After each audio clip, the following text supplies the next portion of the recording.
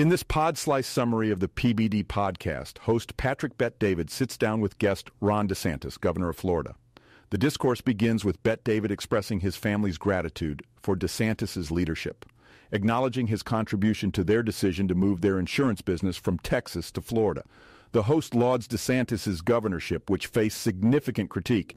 He emphatically lists DeSantis' victories, such as bypassing shutdowns during the COVID-19 pandemic, protecting small businesses, and maintaining open recreation spaces. Bet David notes that by standing up to critics, DeSantis has established Florida as a leading state during the pandemic. DeSantis discusses hosting the first live UFC event during the pandemic with Dana White. The successful event led to Dana stating he'd always return to Jacksonville. Furthermore, LeBron James winning a championship was another feather in the cap for the state, as Miami was able to successfully hold the NBA bubble. Bet David continues to laud DeSantis for limiting gender-affirming care, upholding the E-Verify, and taking on BlackRock and ESG. The conversation then takes a geopolitical turn as Bet David seeks DeSantis' perspective about the Israel-Palestine conflict. Bet David questions why countries such as Egypt aren't taking in Palestinian refugees, and if the Israeli government takes for granted American support, using a 2001 video of Netanyahu. DeSantis believes the Israeli populace is displeased with the current government, but notes the importance of dealing with threats on their borders. He asserts that the affinity between America and Israel is due to historical Judeo-Christian traditions rather than manipulation of any get-out-of-jail-free card. DeSantis adds his thoughts on Netanyahu's refusal to cease fire, comparing the current situation with previous American reactions to Pearl Harbor and 9/11. Bet David raises concerns about the escalating conflict potentially leading to a backlash on American soil, drawing from his personal experiences in Iran. Bet David's incisive questions and DeSantis' candid replies offer listeners an insight into Florida's policies during the pandemic and opinions on the Israel-Palestine conflict. The podcast delves deeper into the various challenges faced by America internally and externally. DeSantis talks about the repercussions of unchecked immigration, implying that domestically this could potentially lead to terrorism.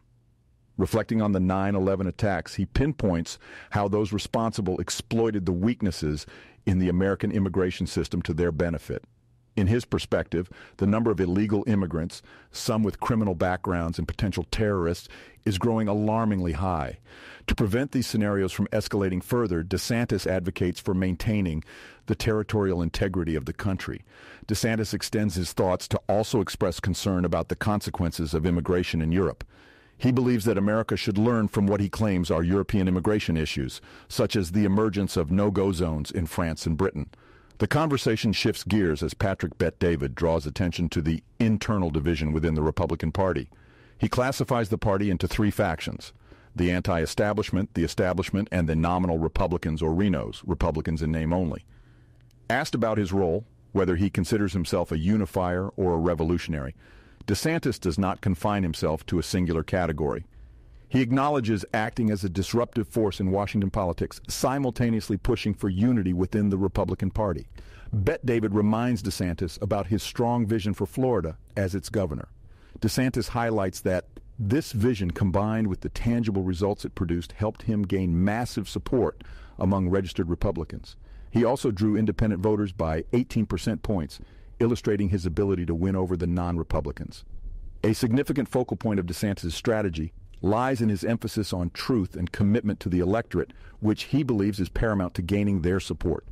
He emphasizes tangible results over engaging in political theater, pointing out that successful leadership is measured by outcomes.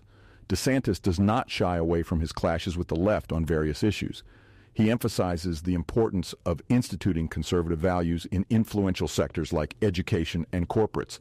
He advocates for the necessity of safeguarding American institutions, viewing these as integral to preventing the country's decline.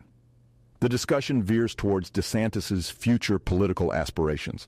He stresses that the priority lies in bettering the country and making its people freer rather than personal ambitions. For him, the position of leadership is merely a means to achieve beneficial results, calling it a vessel for outcomes. DeSantis emphasizes that his approach is result-oriented, defining his leadership by the impacts he can create. The podcast enters into a more heated discussion with DeSantis, expressing concern and disappointment regarding Trump's response to his re-election in Florida. DeSantis contends that Trump was initially uncooperative and non-supportive, even attacking him 3 days before re-election. Despite this, DeSantis highlights his significant victory, suggesting that Trump's lack of endorsement had little effect and, in fact, might have even helped his campaign. With Bette David steering the conversation towards Trump's endorsement in DeSantis' first term as governor, DeSantis argues that despite Trump's endorsement back then, he would have still won, as his political and policy success has been unprecedented. He also pinpoints the considerable shift in voters' opinion from his first term to re-election, identifying Trump as a primary reason for this transition.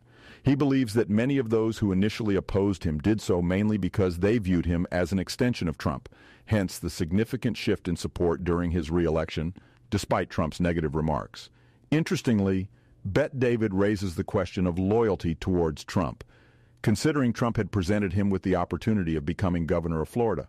However, DeSantis counters this, asserting that his loyalty was unjustly questioned when Trump publicly criticized him. He defends his position, stating that Trump's attack was a clear line in the sand and was, in fact, detrimental to fostering unity and engineering a red wave. Resolutely, DeSantis argues that Trump's actions during this time demonstrated prioritizing his self-interest over the greater good, particularly from a conservative perspective. He criticizes Trump for taking undue potshots at him and other public figures in Florida, tarnishing the image of the state. Alluding to Trump's comment praising Governor Cuomo's performance in New York over his governance in Florida, DeSantis exhibits his frustration and challenges the merit of such criticism. The discussion concludes on a resilient note, with DeSantis refusing to remain silent in the face of undue criticism, asserting that everyone should be held accountable for their actions, statements, and their impact. He quarterbacks his leadership style, standing firm on his beliefs, decisions, and strategies, and openly confronting the resulting criticisms.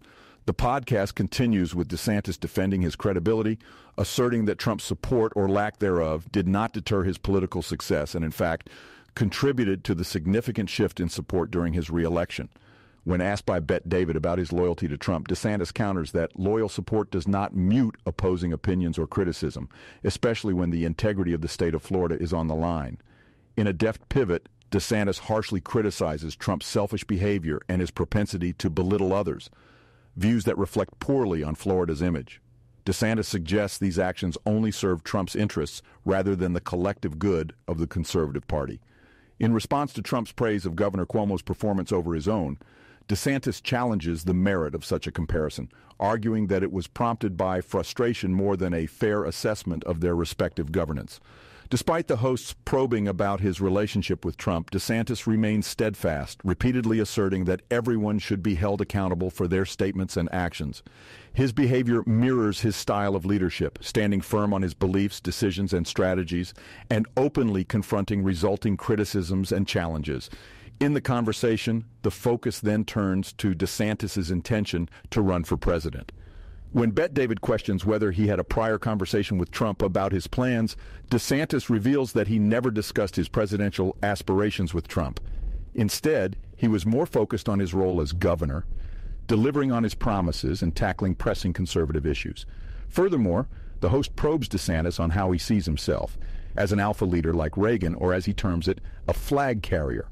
DeSantis responds affirmatively, emphasizing that he views himself as an aggressive leader, akin to how Reagan was during his presidential term. Pivoting to discuss potential rivalries in the political arena, DeSantis expresses his openness to debate with other potential candidates, including Gavin Newsom. He believes this will give him an opportunity to articulate his stance better and reach out to more voters. He also reveals his intention to use discussions like these to highlight California's failures and contrast them against Florida's successes. DeSantis further reiterates his stance as a force of change in American politics, promising an abrupt shift from the current governance that he believes is destroying the country.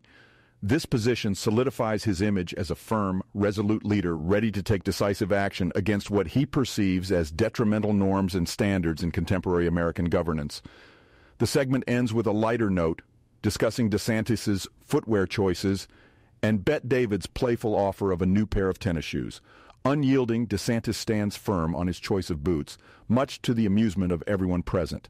In this part of the PBD podcast, host Patrick Bette David and Florida Governor Ron DeSantis engage in a more in-depth and unconventional conversation that reveals more about DeSantis' personal views.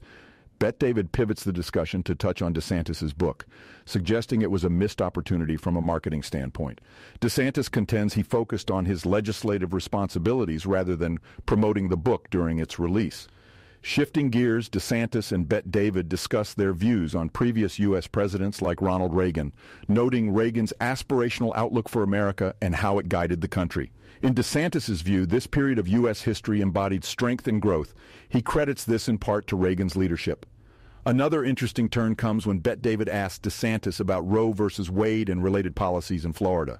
DeSantis stands firm on his pro-life stance, stating it's a life-deserving protection once a detectable heartbeat is present. This decision had nothing to do with aligning with Trump, but rather his personal beliefs. He maintains his firm stance despite political critique and the possible impact on midterm elections. Personal preferences also come up in their dialogue. When asked about his workout playlist, DeSantis says he's more into classic rock and country music. From a nostalgic moment recalling an 80s song, it becomes evident that DeSantis appreciates the music from that era. DeSantis' approach to policymaking and leadership becomes clearer through this conversation. He emphasizes sincerity, personal belief, and the idea of service above self. Rather than being influenced by the potential political implications of his decisions, he remains rooted in his convictions and vision for his term as governor. He suggests the key to leadership entails doing what's right and letting consequences unfold naturally. These exchanges add layers to the public's understanding of Governor Ron DeSantis, revealing the man behind the political persona. In this continuing dialogue, Bet David digs deeper into DeSantis' personality, asking him about his favorite documentary, movie, and sports team. DeSantis recalls fond memories of watching Vince Vaughn from Wedding Crashers, both on and off screen. He also talks about his affinity for the Tampa Bay Bucks. There's an important aspect that resonates in DeSantis' preference for the Rocky movies, the underdog story, which he believes reflects his own journey. DeSantis' humorous self-characterization regarding his entry into politics, momentary lapse in judgment, denotes the challenges he's faced. However, he expresses true satisfaction in being able to impact people's lives positively. Even amid the daily challenges and stresses of his job, the governor highlights the emotional stories of how his leadership has made a difference in people's lives. A more reflective DeSantis responds to Bet David's question about selling America different from the norm seen in political debates. He emphasizes the American spirit of equal opportunity and hard work, a vision he believes is progressively fading. The discussion then shifts to politics again, with Bet David voicing his thoughts on DeSantis' presidential run and his relationship with Trump. DeSantis stresses his willingness to have a conversation with Trump, though he's realistic about the slim chances of a unified Republican Party at this point. Nearing the conclusion of the conversation, DeSantis powerfully outlines his vision for America. He highlights several key issues, including the restoration of the American dream, border security, education reform, crime control, deep state curbing, and parent rights, all marking his commitment to pull the country to a stronger position in 2033. The overarching sentiments from this dialogue point to a DeSantis with a clear vision, a willingness to face challenges head-on, and a dedication to staying true to his beliefs. Towards the end, the rapport between the host and guest is evident, with Bet David showing deep appreciation for DeSantis' time and openness throughout the interview. The conversation, in its entirety, affords viewers a chance to see beyond the political persona of DeSantis, to recognize the man with personal tastes, a sense of humor, an inexhaustible commitment to public service, and an unwavering stance on critical issues. Check out the full podcast by clicking the link in the description below. Make sure to like, comment, and subscribe for more content like this. Thank you for listening to this podcast summary episode of The Pod Slice.